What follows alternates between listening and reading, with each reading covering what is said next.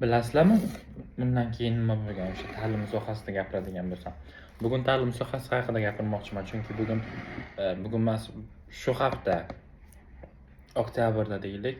Oktabrda o'qishim boshlanadi men agrarda. Bilasizlar-ku, men agrarda yurisprudensiyada sirtqi ta'limda o'qiyman. Ta'lim sohasi ni gapirishimdan maqsad, chunki o'sha men ta'limim boshlanyapti va men shu paytgacha o'zim bosib o'tgan yo'lim haqida men sizlarga gapirib berishni istadim.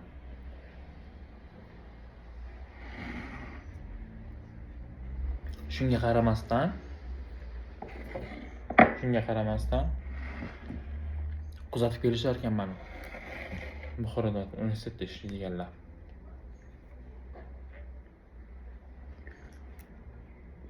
Lekin menga o'sha avvalgidek bosim qilisha olmayapti. Chunki men doim haqiqatni, rostgo'ylikni va ta'lim sifatini oshirish haqida gapirib kelganman.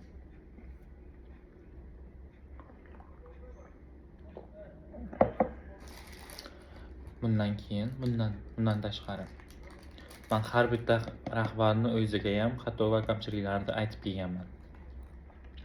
Bu ularga juda ham yoqmasligini juda ham yaxshi bilaman. Lekin bu meni o'zimning shaxsiy hayot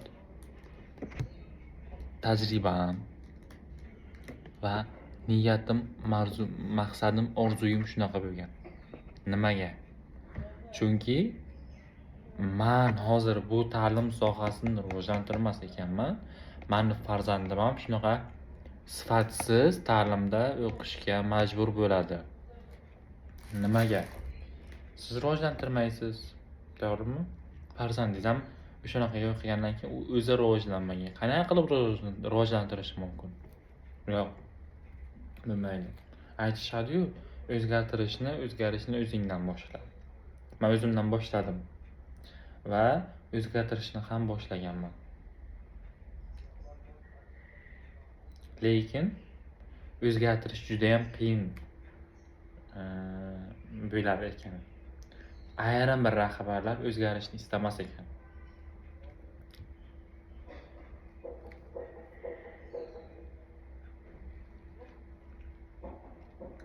Bilaman, shu videoni sizlar ko'rib turgan bo'lishlaring mumkin, hurmatli rahbarlar. Lekin nimaga o'shanda sizlar men borib haqiqatni ta'lim sifati uchun jon kuydirganlarimni tan ola olmaysizlar?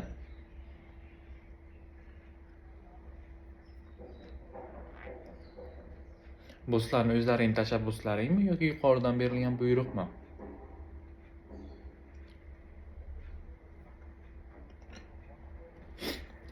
Bilasizlarmi? Mana shunaqa vaziyatlarda hatto kursdoshlarimdan ham tazyiq va zo'ravonlik, bosim, shantaj, qarshilikka duch kelganman.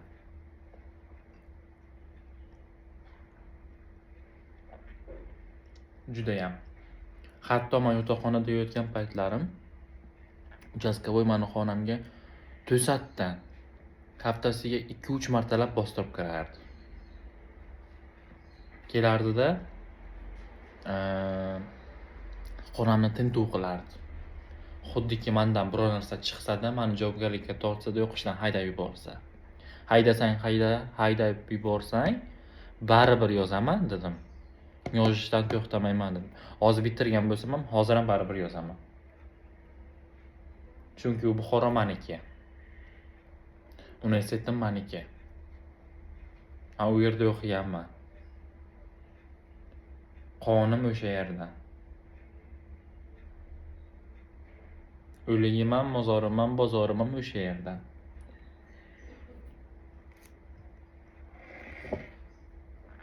Shunday ekan, nima uchun men yozmasligim kerak, qo'rqishim kerak? Keyin nima qildim? Davlat xavfsizlik xizmatiga o'sha uchastkavoyning ustidan ariza berdim.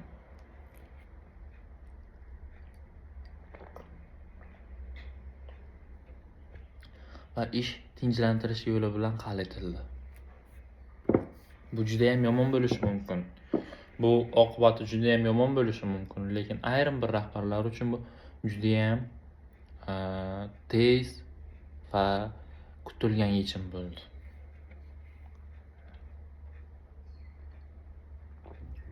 To'g'ri, ta'lim tizimini bunaqa qilib rivojlantirmaslik mumkin. Rivojlantirib bo'lmaydi.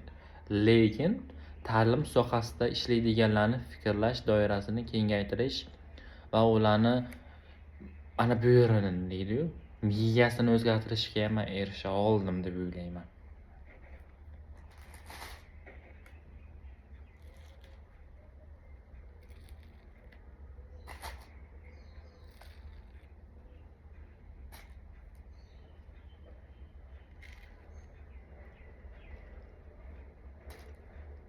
Ta'lim tizimi o'zidan o'zi isloh bo'lib ketavermaydi, rivojlanib qolmaydi. Lekin biz to'xtab qolmasligimiz kerak.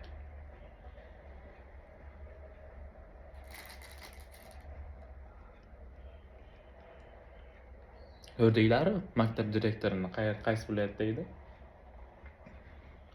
Andijonmi, Vodiy tomonlaridamidi, Farg'onadamidi, aniq hozir eslab bilmayman. O'qituvchini kelib uryapti, vazir borib aralashyapti. Sud nimaga u o'qituvchini qamaydi?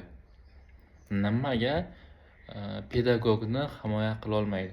Deputatlarga berasizlar, ishlamaydigan deputatlaringga, senatorlaringga berasizlar, oldiga kirib bo'lmaydigan senatorlaringga. Daxlsizlik huquqi. Ehtiyot chorasi qo'lla bilmaysan, uxlasan, buxlasan. Nima uchun pedagogga bera olmaysizlar? Alisher Qodirov juda ham to'g'ri gap aytadi. Juda ham 100% qo'shilaman o'shaning gapiga, ishoninglar. Lekin sizlarga uning fikri yoqmaydi. Chunki haqiqatni gapiradi yoqmagandan keyin. To'g'rimi? To'g'ri. Sizlarga o'zi nima yoqqan? Gapiringlarchi. Odam zotiga hech narsa yoqmaydi, haqiqat emas. Yolg'on ham yoqmaydi, haqiqat ham yoqmaydi. Hech narsa yoqmaydi unga.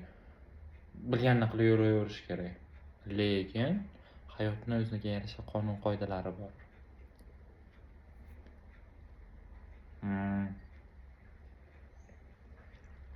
Uni bilish kerak. Bilishdan tashqari uni rioya qilish kerak.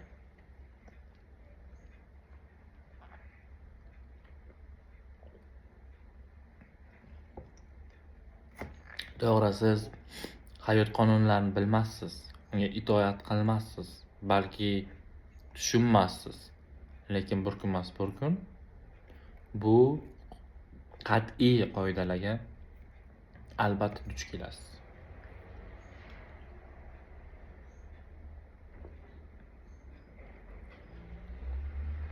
Shunaqa narsalar. Bu kuchni qayerdan oldim? Ertalabki zavtrakdan oldim. Shuning uchun har kuni zavtrak qilishlaring shart.